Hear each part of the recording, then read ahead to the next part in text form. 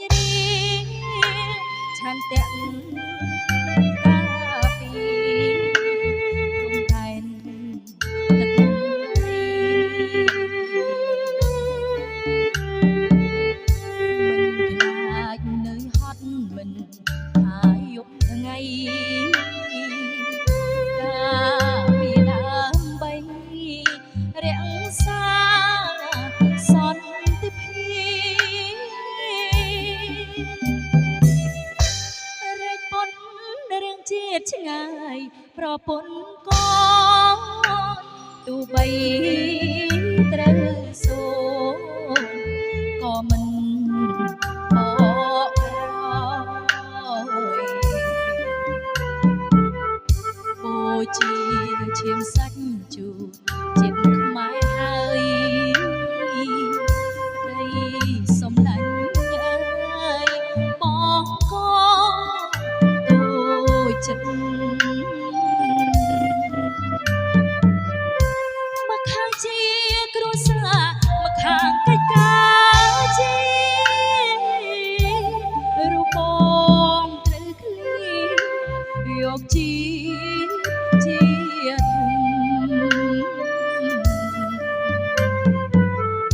ជូនជីយកខ្លាំងឲ្យអូនបារម្ភធ្វើមិនដេចខ្ញុំទីហ៊ានព្រមដែរអូននឹងបងណាស់លោកប្តីសែនល្អអត់ធ្មត់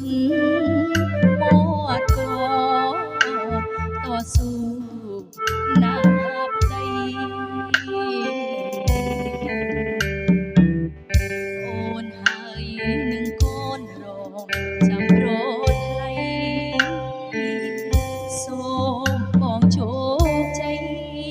ណាប្តីសូមលាញ់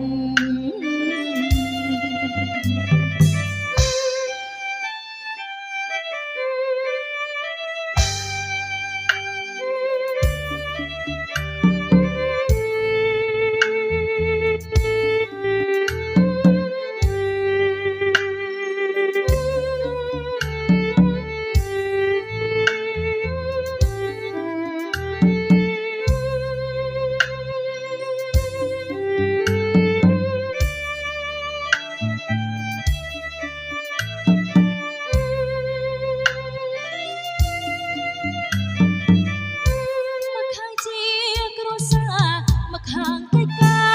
រជារូបប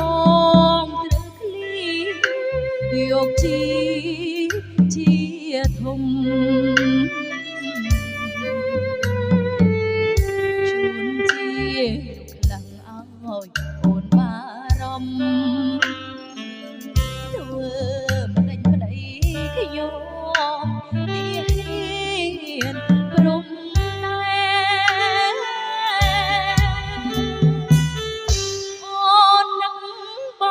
លោកប្តីសែនល្អ